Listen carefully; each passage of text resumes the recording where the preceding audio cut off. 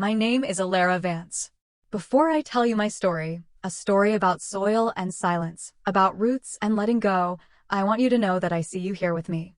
There's a quiet strength in shared presence, a warmth that can travel across any distance. So, if you're listening, perhaps you could leave a simple hello in the comments, or tell me what small corner of the world you're in today. It helps me to know that these words aren't just echoing into the void. And if my story resonates, please consider subscribing. Sometimes, the encouragement of strangers is the very thing that helps us find our way home to ourselves. Thank you.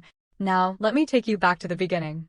When my brother, Julian, was appointed to the board of the city's oldest philanthropic foundation, the Crestwood Chronicle dedicated half of its society page to a photo of him shaking hands with the mayor.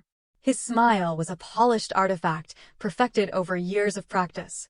When my sister, Serafina, married a man whose family name was etched onto the stone facades of half the buildings downtown, our mother hosted a garden party where the champagne flowed like a river and the string quartet played Debussy as if the notes themselves were spun from gold.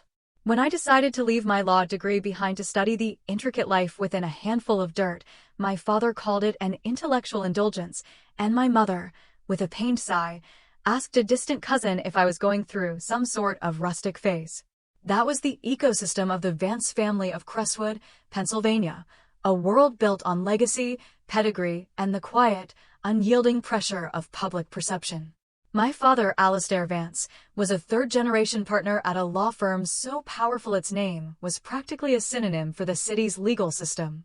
My mother, Eleanor, was a tenured art history professor at the university, a woman who understood the provenance of a Renaissance painting better than the contents of her own daughter's heart. Julian, my older brother, was the heir apparent, his ambition as sharp and tailored as his bespoke suits. And Serafina, my younger sister, was the family's social masterpiece, a beautiful, fragile ornament designed to be placed in the most advantageous setting. And then there was me. I was meant to be the next link in the chain. I was in my final year at Penn Law, interviewing with prestigious firms in New York and DC. I had the grades, the moot court victories, the polished resume, everything a Vance was supposed to have. Everything except the desire. My heart wasn't in the mahogany-paneled boardrooms or the hallowed halls of justice. It was somewhere else, somewhere I hadn't yet found on a map.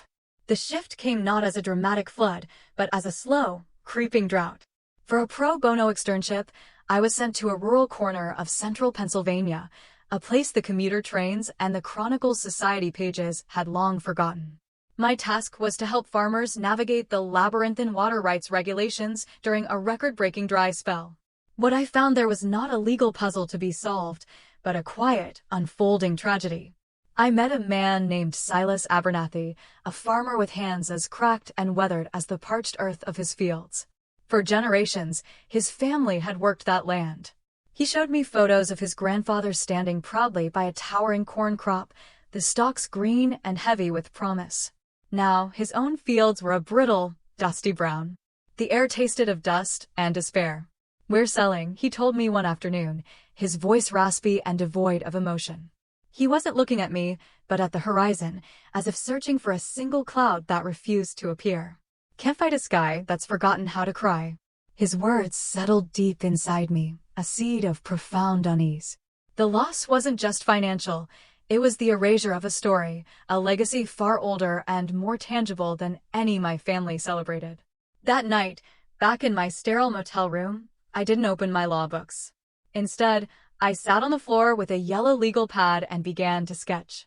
Not a legal brief, but an idea, a network of subterranean sensors that could measure the delicate microbial life in the soil, predicting its needs before the signs of stress ever reached the surface. A system that could help the earth retain its own moisture, its own life force. I stayed up all night, a frantic, unfamiliar energy coursing through me. For the first time, I felt like I was writing my own story, not just editing a life that had been written for me. A month later, I officially withdrew from law school. The family's reaction was not a volcano, it was an ice age. My father, sitting in his leather armchair in the library, didn't raise his voice. He simply lowered his newspaper, looked at me over the rim of his reading glasses, and said, "If you wish to abandon your future for a fantasy, do not expect us to finance your delusion." My mother cried, but not for me. She cried for herself, for the shame and confusion this would cause in her social circles. At a family dinner, she lamented to my aunt, "It's as if she's been radicalized by bohemians. All that potential, just squandered." Julian was more direct. He took to social media, posting a smirking photo of himself with the caption, "Toasting my little sister's new career as a professional dirt worshipper. Here's hoping she finds enlightenment, or at least a decent pair of overalls." The erasure was swift and clinical. A check for my final semester's living expenses was canceled. My name was quietly removed from a family trust that had been established by my great-grandfather.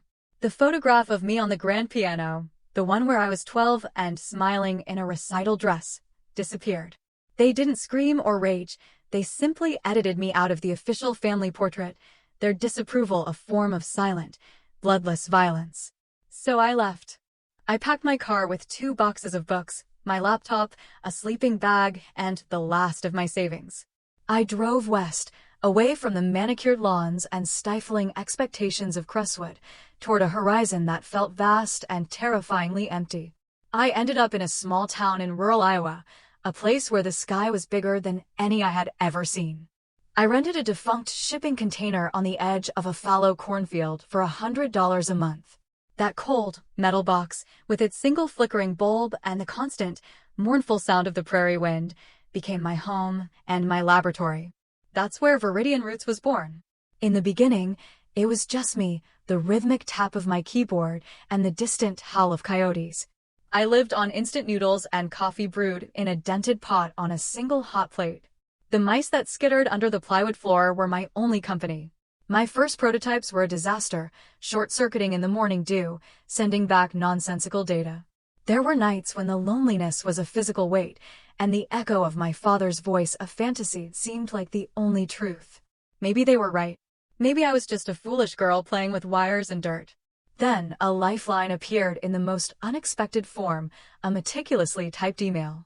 It was from a woman named Maya, who had stumbled upon a technical paper I'd posted on an obscure online forum for regenerative agriculture. "I've spent the last 10 years optimizing supply chain logistics for a soulless retail giant," she wrote. "Your work on microbial soil mapping feels more real than anything I've done in a decade. I think you're onto something revolutionary. Do you need a partner who knows how to build a system that scales?" A week later, Maya quit her high-paying job in Chicago, packed her life into a Subaru, and drove to Iowa. She found me in my shipping container, hunched over a circuit board, and didn't even blink at the mess or the mousetraps. She just rolled up her sleeves, pulled out her own laptop, and said, "All right, Alara, let's build an empire from the ground up." In a family that valued legacies carved in stone, I chose to plant mine in the shifting, humble earth. And though they were all certain I would wither and fail, buried under the weight of my own foolish choices, something else happened. In the rich, dark soil of my solitude, against all odds, I began to grow. They believed I would be extinguished by the vast, empty Iowa sky. They never imagined I would learn to draw strength from its endless expanse. Maya and I didn't just build a company, we coaxed it into existence from dust and determination. In those early days, Viridian Roots was a fragile ecosystem held together by sheer willpower, late-night code, and a shared, unspoken pact to never admit defeat. We moved out of the shipping container and into a disused grain silo that we rented for a pittance. The Wi-Fi was a prayer, and our office furniture consisted of 3 mismatched folding chairs and a stack of milk crates. But it was ours. Our first true innovation was the Aura sensor, a small, durable probe that you could push directly into the earth. It was designed to do more than just measure moisture and temperature. It monitored the delicate dance of microbial life, the nutrient exchange, the very pulse of the soil's health. It sent this complex data to a simple, intuitive dashboard Maya had built, turning invisible life into visible patterns. It was clumsy and the interface was ugly, but it was a start. We pitched our prototype to 17 different venture capital firms and angel investors. Most of them, men in crisp suits who flew in from the coasts, listened with a kind of bemused paternalism. They called our vision charming and sweet, then their assistants would send polite rejection emails the next day. One investor, a man who'd made his fortune in Finnick, leaned back in his chair and said, "Listen, girls, it's a lovely idea. But let's be realistic. Farmers have been farming for thousands of years. They trust the sky, not a smartphone. The 18th meeting was different. We held it in our grain silo, which we tidied up for the occasion. There were no PowerPoint slides, no glossy brochures. It was just me, Maya, and 2 large buckets of soil, one vibrant and healthy from a local organic farm, the other depleted and lifeless from a field that had been overfarmed for decades. Our potential investor was a woman named Sarah Chen, who had built a successful sustainable packaging company from her own garage. She wore hiking boots and a practical fleece jacket. She didn't sit in the chair we offered her. She knelt on the concrete floor, running the different soils through her fingers. She watched as the data from the Aura sensors lit up the dashboard, showing the stark contrast between the 2 ecosystems. She looked up at us, her eyes sharp and assessing, and asked only 2 questions. Can you make it cheaper to produce? And have you 2 eaten today? I managed a week, yes and not really. She smiled, a genuine, crinkling smile. Then she pulled a checkbook from her bag and wrote us a check for $75,000 for seed funding. Go get some food, she said, handing it to me. And then go build this thing. The world needs it. That check wasn't a ticket to luxury, it was a lifeline. It bought us time, better components, and the ability to hire our first part-time employee, a recent college grad who knew more about coding than both of us combined. We used the money to launch our first official pilot program. We approached a family-run farm near Cedar Rapids that was on the brink of foreclosure after 2 years of punishingly low yields. The farmer, a man named Tom, was skeptical, his face a mask of weary resignation. But his wife, Clara, saw a flicker of hope. She convinced him to let us install our sensors in one of their most troubled fields. 3 months later, we stood with them in that same field. The corn stalks stood tall and green, rustling in the breeze. Their yield from that test plot was up by nearly 40%. Even more importantly, their water usage was down by 1/3. Clara walked over to me, her eyes shining with unshed tears. She wrapped me in a fierce, sudden hug that smelled of sunshine and earth. Our son, she whispered into my hair, he wants to be a farmer, just like his dad. We thought we'd have to tell him to dream of something else. You gave us back his dream. I stood frozen in her embrace, my hands stained with dirt and grease from tinkering with a sensor box. In that moment, I felt a kind of profound, grounding certainty that had been absent my entire life. It was a feeling more real and more valuable than any A+ on a law school exam or any nod of approval from my father. Maya started bringing a slow cooker to the silo after that. She'd noticed I was surviving on coffee and protein bars, my focus so absolute that I'd forget to eat for entire days. She would make simple, nourishing meals, lentil soup, chili, congee, and force me to step away from my screen. The company dies if you do, she'd say, her tone firm but her eyes soft with concern. That was our dynamic, a delicate balance of relentless drive and radical care. We were co-founders, but we were also each other's keepers. We celebrated small victories by sharing a pint of ice cream in the quiet of the evening and solved complex problems by drawing diagrams on greasy napkins at a 24-hour diner. I never reached out to my family. I'd created a filter on my email that sent anything from Advance directly to a folder I never opened. I changed my number. It wasn't about anger anymore. It was about protecting the fragile new ecosystem I was building, both in the soil and within myself. I needed my own signal to grow strong before I could risk letting their noise back in. One day, an email from Sarah Chen arrived. Regional Innovation Summit in Des Moines. You're speaking. It's not a request. I almost refused. Public speaking terrified me, and I felt more comfortable in my worn jeans and muddy boots than I ever would in business casual. But Maya insisted. They need to see the person behind the data, she said. So I stood on a small stage in front of a room filled with polished executives and tech investors. I held up a clump of rich, dark Iowa soil in my palm, letting the scent of it ground me. My voice trembled for the first few sentences, and then, as I began to speak about the hidden world beneath our feet, it settled and grew strong. I wasn't performing, I was sharing. After my talk, a man with kind eyes and a tweed jacket approached me. You have your father's intensity, he said gently. My body tensed, a conditioned reflex. I knew Alistair in law school. He always believed success was about winning the argument. It's fascinating. You seem to believe it's about making things grow. A small, crucial piece of my old self clicked into place, but differently this time. I wasn't the runner, the failure, the black sheep who had fled the family legacy. I was a planter. I was the one who had walked away from a groomed path to cultivate something wild and new in an open field. I wasn't the cautionary tale anymore. I was the seed. The envelope felt like an artifact from a past life. The paper was thick and creamy, the color of old ivory, with the Vance family crest, a severe, stylized eagle embossed in muted gold ink. It had been forwarded from my old apartment in Philadelphia, a ghost I thought I'd long since left behind. My mother's handwriting, a perfect, elegant cursive, addressed it to Miss Alara Grace Vance. The use of my full name felt like a strategic move, an attempt to summon the girl I used to be, the one who understood the rules. I slid it open with my thumb, sitting on the dusty steps of our silo. The Iowa sun was warm on my back. The invitation inside was for the annual Vance family New Year's Gala, a tradition as old and unyielding as my father's principles. This year, the invitation noted, it was being held in honor of my parents' 40th wedding anniversary.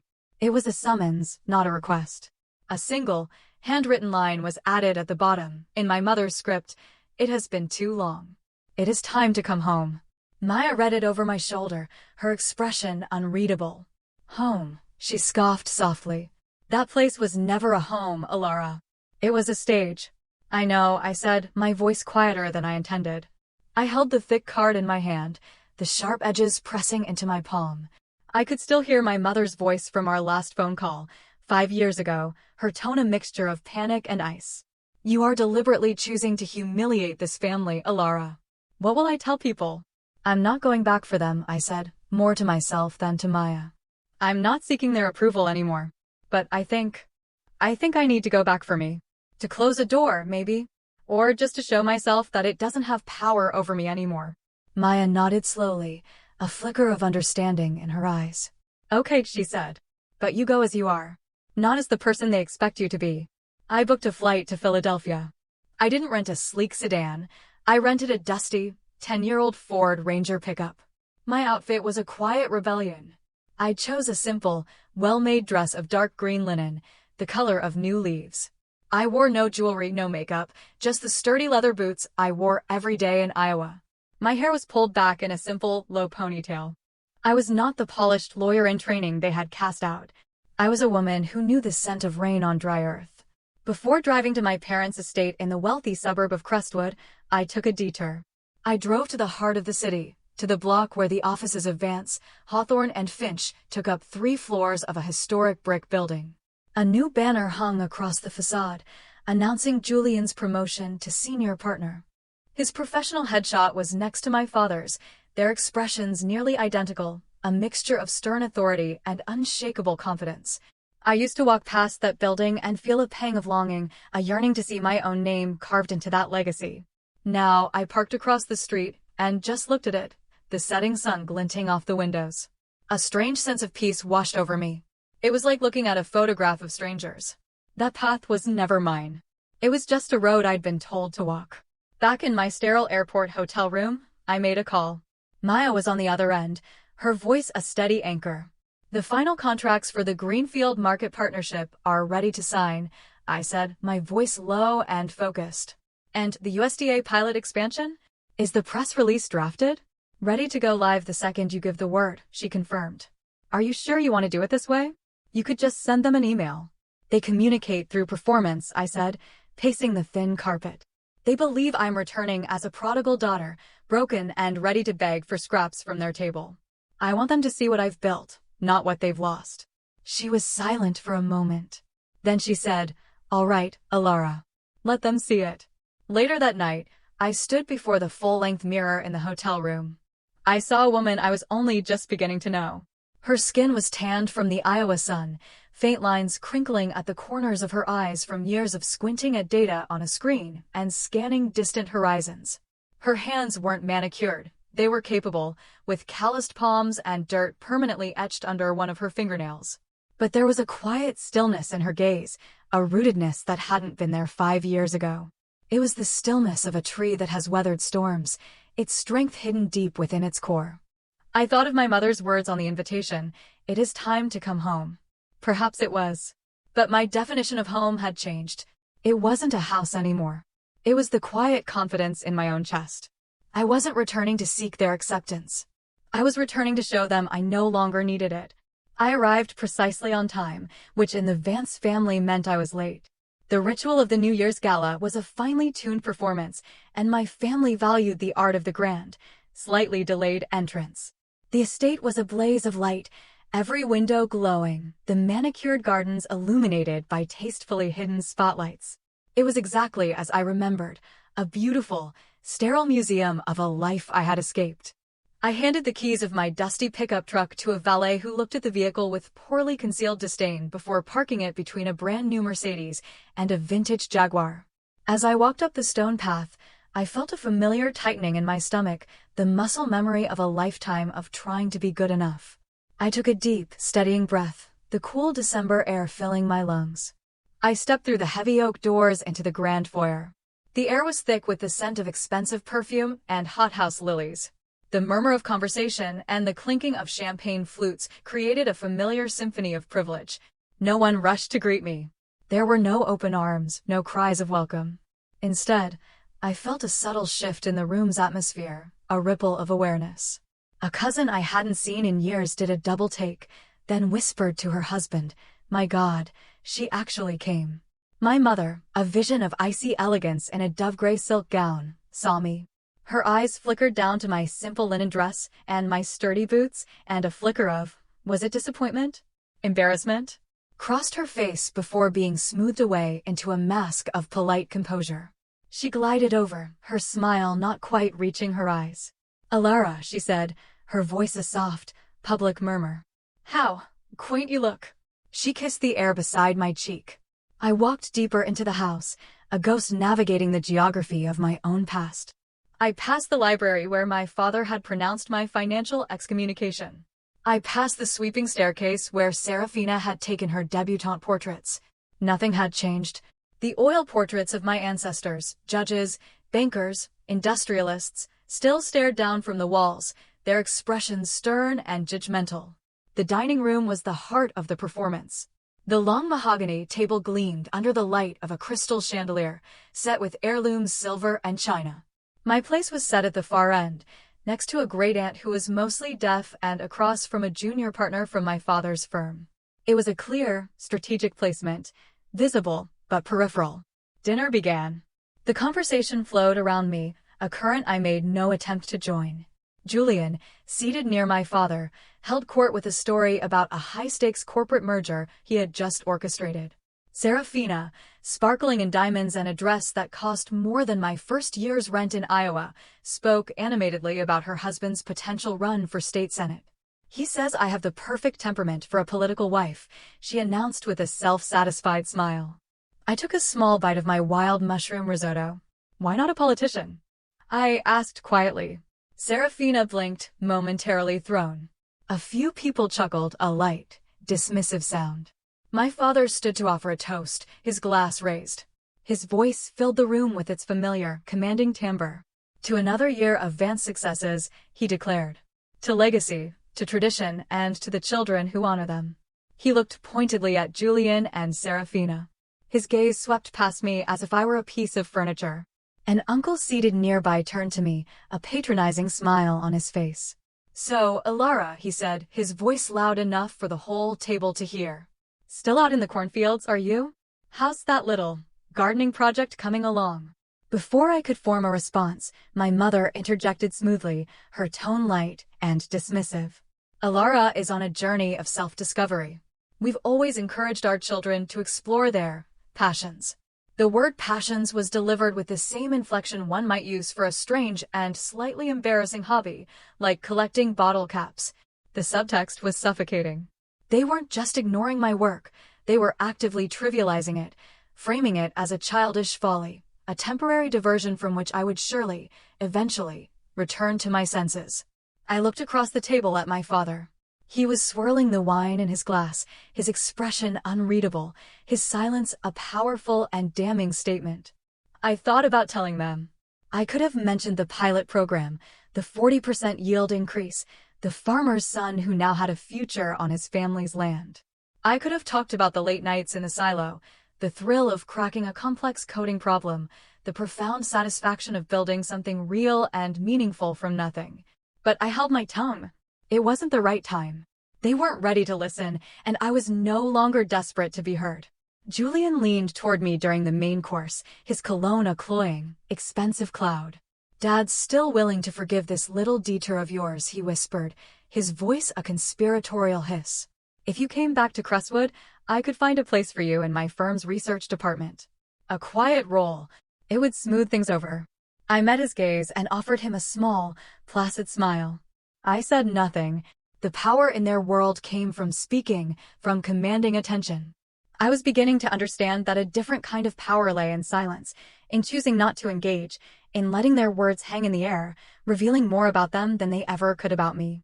Dessert arrived, a decadent chocolate lava cake with a raspberry coulis. Serafina raised her glass. "A toast," she said, her voice bright and brittle, "to the future of the Vance name." Everyone raised their glasses. I raised mine too, the crystal cool against my fingers. I looked around the table at these people, my family, who measured life in acquisitions and accolades. They saw a failure, a runaway, a foolish girl who had traded a life of privilege for a patch of dirt. They had no idea. They were celebrating a legacy built on paper and prestige, while I was cultivating one in the living earth. They thought I was withering in exile, but I was in the middle of a quiet, glorious bloom. The carving knives came out after the duck confit had been cleared. My father, who had been largely silent throughout the meal, stood up. He tapped his water glass with a spoon, a sharp, metallic sound that cut through the low hum of conversation. The room fell instantly silent. Every eye turned to him. He commanded the space with the effortless authority of a man who had spent his life being listened to. "As we reflect on the past year and look to the future," he began, his voice calm and deliberate, "it is sometimes necessary to make difficult decisions to protect the integrity and values of this family." A knot tightened in my stomach. I knew this was for me. This was the public culmination of 5 years of private disapproval. "Alara," he said, and for the first time that evening, he looked directly at me. His eyes were cold, devoid of any warmth. "You have chosen a path that is fundamentally at odds with the principles upon which this family was built. Therefore, with the full agreement of your mother and the family trustees, you will be formally and permanently removed from all inheritance structures, trusts, and legal affiliations connected to the Vance name." It was a public execution, delivered with the dispassionate precision of a legal ruling. A few of the older relatives nodded gravely, as if this were a necessary and logical conclusion. My mother sat perfectly still, her hands folded in her lap, her expression a careful, neutral mask. She had sanctioned this. She had co-signed my official banishment. I didn't cry. I didn't gasp. I simply sat there, feeling a strange and unexpected sense of lightness, as if a heavy cloak I hadn't realized I was wearing had just been lifted from my shoulders. They thought they were taking something from me, but they were only taking away the chains. Serafina, never one to miss an opportunity for a final, cutting remark, leaned forward with a look of feigned sympathy. "Honestly, Alara, it's for the best," she said, her voice laced with condescension. "You can't build a legacy out of compost." The table tittered with polite, cruel laughter. And in that moment, my phone, tucked away in the pocket of my linen dress, began to vibrate. A steady, insistent buzz. I knew that custom vibration. It was Maya. It was urgent. "If you'll excuse me," I said, my voice surprisingly steady. I rose from my chair. All eyes were on me, expectant. They were waiting for the tears, for the outburst, for the messy, emotional scene that would confirm their judgment of me. My father's lip curled in a sneer. "A crisis with a vegetable patch, I presume?" I ignored him and stepped through the French doors onto the stone terrace. The cold night air felt clean and sharp against my hot cheeks. I answered the phone. "Maya, what is it?" Her voice was a torrent of joyful, breathless energy. "They signed, Alara. Both of them. Greenfield Market and the USDA. The deal is done. The official announcement is scheduled for Monday. The initial valuation was conservative. We're not looking at $50 million. The press release is citing a valuation of $150 million. And Forbes, Forbes just called. They're scrapping their planned cover story. They want you. They want to fly a team out to Iowa tomorrow. I closed my eyes, leaning my head back against the cold stone of the house. I looked up at the vast, star-dusted sky. The same sky that stretched over Iowa. For a moment, I just breathed. Okay, I said softly. I'll be on the first flight in the morning. I ended the call and stood there for another minute, letting the news settle into my bones. Then I turned and walked back into the dining room. The conversation had resumed, but it faltered as I took my seat. Every face was turned toward me, their expressions a mixture of curiosity and smug pity. I picked up my water glass, my movements slow and deliberate. I apologize for the interruption, I said, my voice clear and calm, filling the sudden silence. It was just my partner.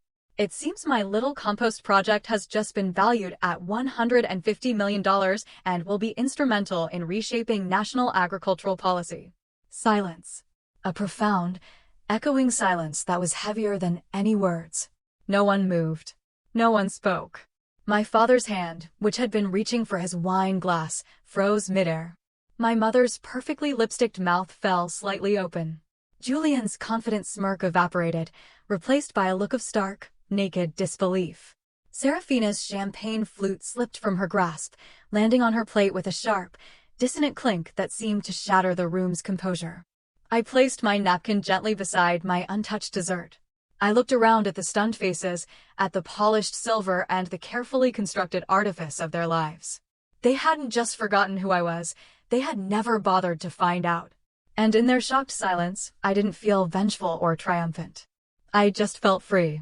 The quiet triumph of that evening was short-lived. The storm broke 3 days later. It started not with a thunderclap, but with a quiet, insidious headline on a niche, but respected DC political blog. Questions arise around USDA's new Golden Child agritech firm.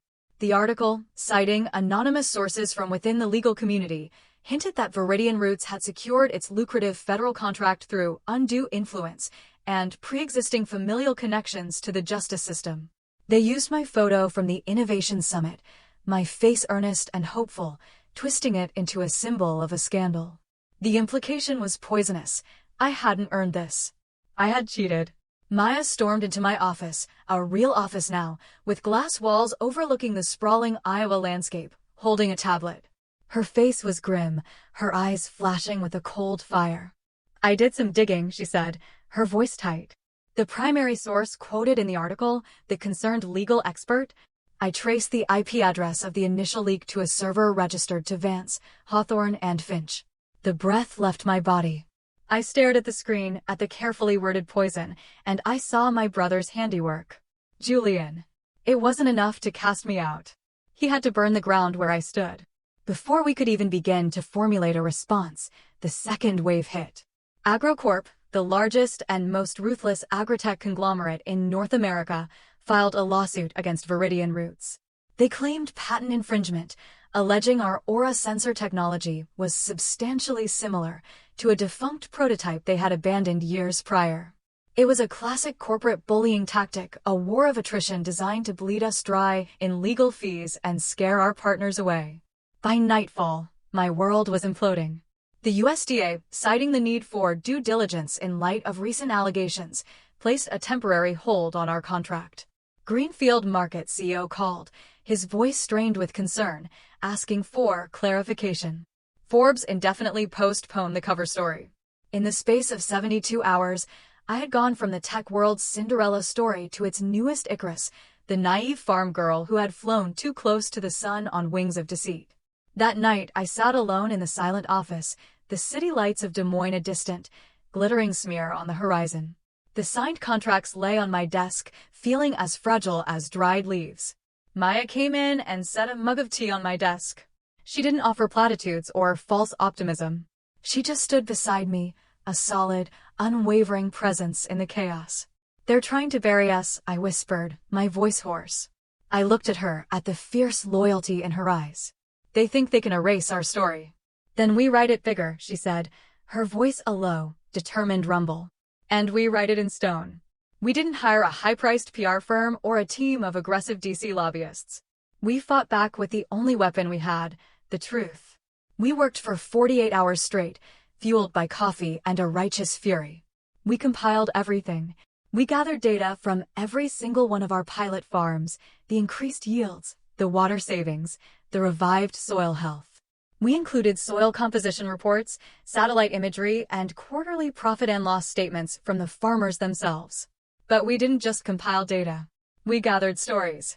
We had video calls with Tom and Clara, who spoke with raw emotion about what Viridian roots had meant for their family's future. We collected handwritten letters from farmers in 3 different states, their words simple, powerful, and irrefutable. We put it all together, not in a glossy corporate package, but in a simple, transparent digital file. A dossier of truth. We didn't send it to AgroCorp's lawyers or the DC blog that had tried to skewer us. We sent it directly to every journalist who had ever written about agriculture, sustainability, or food security. We sent it to the editors at Forbes and the Wall Street Journal. We sent it to every single farmer in our network. And we sent it to the Oversight Committee at the USDA. The subject line was simple: the truth about Viridian roots. From the ground up. We didn't spin. We didn't threaten. We simply opened our hands and showed them what we had built. 2 days passed in agonizing silence. Then, my phone rang. It was an unfamiliar number with a DC area code. "Ms. Vance, this is Margaret Cole, Deputy Secretary of Agriculture," a calm, no-nonsense voice said. "We've reviewed your file. We've also spoken to a dozen of your farmers. The hold on your contract has been lifted, effective immediately. We trust the people who work the land, Ms. Vance, not the whispers in the Beltway." I leaned my forehead against the cool glass of my office window, a single, hot tear tracing a path down my cheek. "Thank you," I whispered. I hung up the phone and turned to Maya, a slow, determined smile spreading across my face.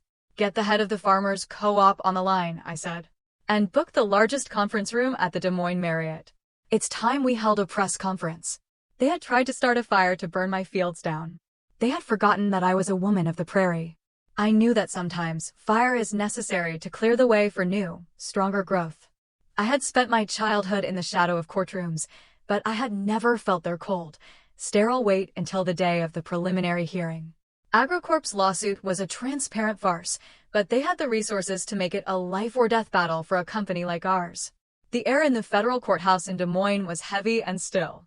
On one side of the room sat a phalanx of AgroCorp's lawyers, all dark suits and gleaming leather briefcases. On our side, it was just me, Maya, and our small-town lawyer, a sharp, semi-retired attorney named Ben who had taken our case pro bono because he believed in us. Julian was there. He wasn't officially on AgroCorp's legal team, but he sat in the front row behind them, a silent, supportive presence. A signal. His being there was a calculated act of intimidation, a message to the court and to me. The old power structure was watching. When our eyes met across the aisle, he gave me a curt, dismissive nod, as if I were a junior associate he barely recognized. The brother who had taught me how to ride a bike now looked at me with the cool indifference of a stranger. AgroCorp's lead attorney, a man with a booming voice and theatrical gestures, laid out their case. He presented slide after slide of technical diagrams, arguing that our Aura sensor was a direct copy of their shelved GeoProbe prototype from a decade ago. It was a masterful performance of misdirection and jargon. When it was Ben's turn, he didn't use a slideshow.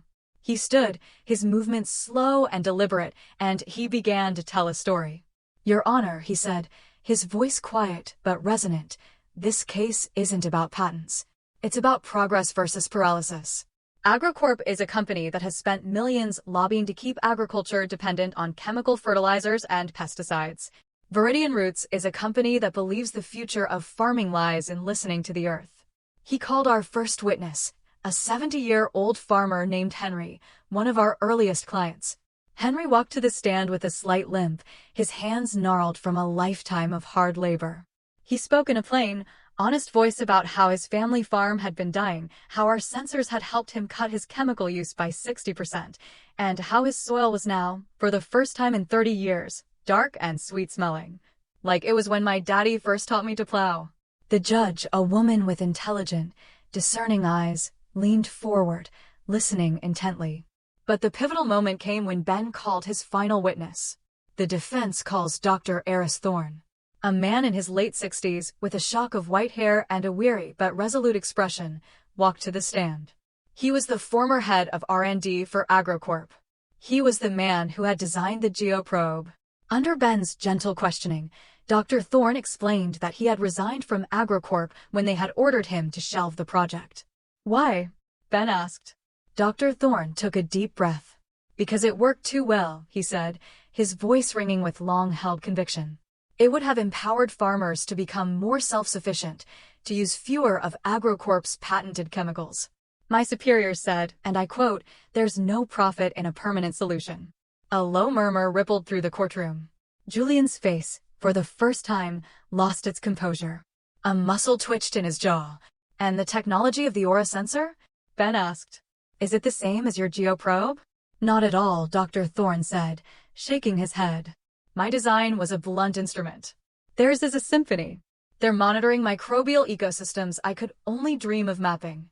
What they've built is not a copy of my work, it is the fulfillment of its promise." It was over. The judge dismissed the case with prejudice before the lunch recess, her ruling a sharp rebuke of AgroCorp's predatory tactics. As the courtroom emptied, the farmers who had come to support us gathered around me and Maya, their faces beaming. There were handshakes, backpats, and heartfelt thanks. I saw Julian slipping out a side door, his shoulders slumped. He looked smaller, diminished, a man who had played a game of power and lost to a game of purpose. As I walked out into the bright afternoon sun, my phone buzzed. It was a text from a number I didn't recognize. My mother's number. The text was just 4 words, "Your father is watching." I looked up at the courthouse steps. And there he was. Alistair Vance, standing alone near the top, dressed in a perfectly tailored overcoat. He wasn't looking at me, but at the group of farmers congratulating me, their weathered faces alight with genuine joy. His expression was unreadable, a complex mixture of emotions I couldn't begin to decipher. He held my gaze for a long moment, then turned and walked away without a word. I didn't feel anger or triumph. I felt a quiet, aching sadness for him, for a man so trapped in his own fortress of pride that he could only watch his daughter's life from a distance. That evening, I didn't go out to celebrate. I drove out to Tom and Clara's farm. The sun was setting, casting long, golden shadows across the fields. I walked out into the corn, the stalks whispering around me. I knelt down and scooped up a handful of the dark, rich soil. It was cool and alive in my palm. It smelled of rain and time and quiet, stubborn life. And for the first time, it felt like home. A week later, I was back in Iowa, back in the rhythm of my own life. The office was buzzing with a new, invigorated energy. The lawsuit, meant to destroy us, had only made us stronger. Our story had been told, and people had listened. One afternoon, a package arrived. It wasn't a corporate courier, but a simple brown box sent through the regular mail. Inside, nestled in tissue paper, was a small, framed photograph. It was the picture that used to sit on the grand piano in Crestwood, me at 12, in my recital dress, a gap-toothed, earnest smile on my face. Taped to the back was a note, written on my mother's pale cream stationery. Her handwriting was shaky. "Alara," it said. "I used to think strength was about holding on. To tradition, to appearances, to what we thought was right. I am beginning to learn that true strength is about having the courage to let go and allow for new things to grow. We were wrong. With love, Mom." I read the note 3 times. The tears that hadn't come in the courtroom or on the terrace of my parents' house finally fell, quiet and cleansing. A few days later, my mother called. We didn't talk about the lawsuit or my father or the inheritance. We talked for an hour about the heirloom tomatoes she was trying to grow in her garden, and I gave her advice on improving the soil's pH. It was a small, fragile bridge, but it was a start. "Your father," she said, her voice hesitant just before we hung up. "He's been reading about soil regeneration. He asked me if Iowa is beautiful in the spring." I didn't know what to say to that, so I just said it is. It really is. Maybe he would come. Maybe he wouldn't. But the outcome no longer defined my peace. My worth wasn't waiting for his validation. A year later, Viridian Roots was thriving. We launched the First Acre Foundation, a nonprofit arm of our company dedicated to providing our technology and training for free to small, family-run farms in developing nations. Our first project was in a small village in rural Kenya. That fall, I gave a TED Talk. Standing on that iconic red circle, I didn't talk about valuations or patent law. I talked about Silas Abernathy and Tom and Clara. I talked about the hidden, vibrant world beneath our feet and the danger of forgetting that our greatest legacy is not what we own, but what we nurture. My parents were in the audience. They sat in the third row, not in the VIP section. My father wore a simple tweed jacket, not a bespoke suit. During the standing ovation, I saw him clap, his expression one of quiet, complicated pride. Afterward, as I was greeting people, a young woman, a high school student from a local STEM program, came up to me. Her eyes were bright with an intense, fiery intelligence. "I grew up on a farm," she said. "Everyone told me to get out, to go be a doctor or a lawyer. No one ever told me I could come back and make it better. You did."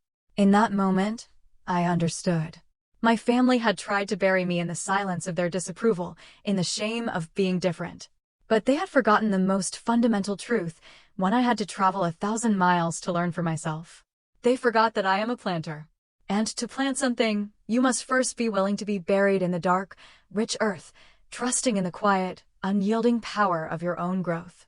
If this story has touched a part of you, I would be so grateful to hear it. Your stories, your presence, are part of this journey too. Please, don't forget to follow and subscribe. There is so much more to grow together. Thank you for listening.